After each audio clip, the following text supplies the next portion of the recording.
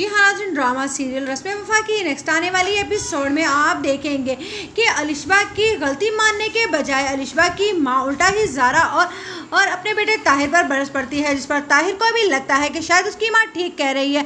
अगर अलिशबा अब भी इस ज़हनी तौर पर तैयार नहीं है शादी के लिए, तो ज़ारा को इस तरह से अपनी दोस्त को अपने भाई के रिश्ते के लिए घर पर नहीं बुलवाना चाहिए था। लेकिन इधर ज़ारा ताहिर से कहती है कि तुमने देखा कि आंटी का रवैया कितना सख्त है, मुझसे ये बर्दाश्त हरगिज़ नहीं होता। अब तो मैं इस घर के किसी भी मामले में अमल दखल नहीं करूँगी। उधर आप देखेंगे कि उसामा के समझाने के बावजूद उसामा की माँ को ये बात बिल्कुल बर्दाश्त नहीं होती है कि राशिद भाई उनके घर में आकर रह रहे हैं, क्योंकि वो जानती है कि अगर इन्होंने यहाँ पर डेरे जमा लिए तो इनका यहाँ से निकलना भी मुश्किल हो जाएगा, क्योंकि नौकरी तो उनकी रही नहीं है। अब घर के खर्च उठाने के लिए वो ये सब ड्रामे कर रहे हैं और अब इरम की पढ़ाई पर भी ये ना हो कि उसका मामू ही खर्चा करने लगे। उधर इरम और उसामा और नूर को एक साथ देखकर इरम के दिल पर जो छुरियां चल रही हैं वो उसे बर्दाश्त नहीं कर पा रही और बार बार उन्हें हंसी खुशी देखकर इरम ने सोच लिया है कि अब वो इस घर से कभी नहीं जाएगी और इन दोनों के दरमियान में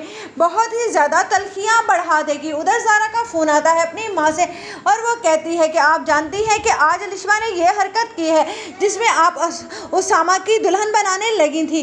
वो तो अच्छा ही हुआ कि वो इस घर में नहीं आई, वरना वो तो यहाँ पर भी अपने इसी तरह के रंग ढंग दिखाती शादी के बाद। जिस पर कहती है ज़ारा से उसकी माँ, मैं तो पहले ही बहुत परेशान हूँ, तुम नहीं जानती यहाँ पर राबिया और राशिद भाई आकर बैठे हुए हैं, ये सब तुम्हारे बाप और भाई का किया धरा है, न जाने उन्हें कौन सा शौक चढ़ा है हमदर्दी का।